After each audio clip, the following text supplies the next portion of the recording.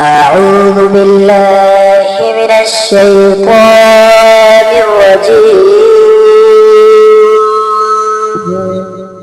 بسم الله الرحمن الرحيم. قل يا أيها الكافرون